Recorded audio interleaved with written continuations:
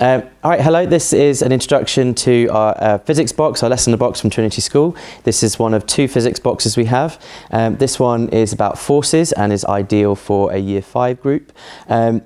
So we have a selection of equipment, quite basic, but there's some really good stuff in here. We have broken down into 3 different lessons.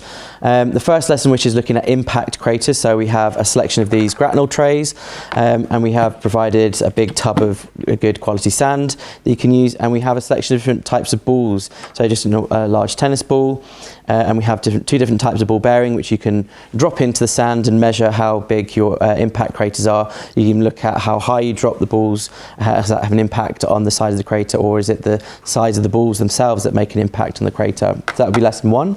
We then look at air resistance as lesson 2. So we've just provided a very cool little army parachutist, and you can perhaps drop this from a safe place in your school, maybe the top of a staircase that you have, or out a window if you feel you're brave, to see, or just in your classroom, to see how long it takes for it to fall for the floor. We then also include a set of little masses. You can try and attach these masses in some way to the army soldier to see, does that increase or decrease the rate of which the parachute falls.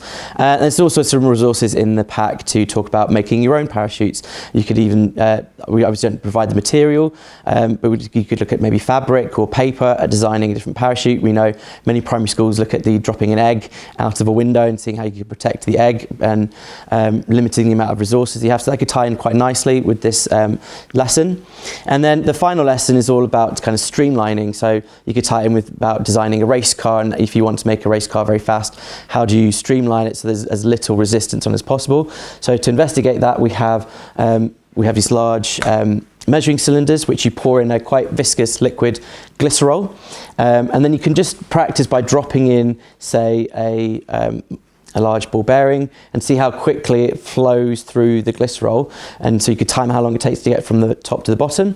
And we've also included some plasticine, so you could actually stick the plasticine onto one of these ball bearings and create different shapes out of the plasticine, and say which kind of shapes actually make the ball bearing maybe more streamlined or less streamlined, so that maybe you can change the rate at which it falls through the glycerol, and investigate that as a class activity. All right, so that's there is maybe in the next few months going to be a lesson on moments, but we're still looking at some of the equipment and how to put that together. For now, that's everything in our second physics box, so I hope you enjoy.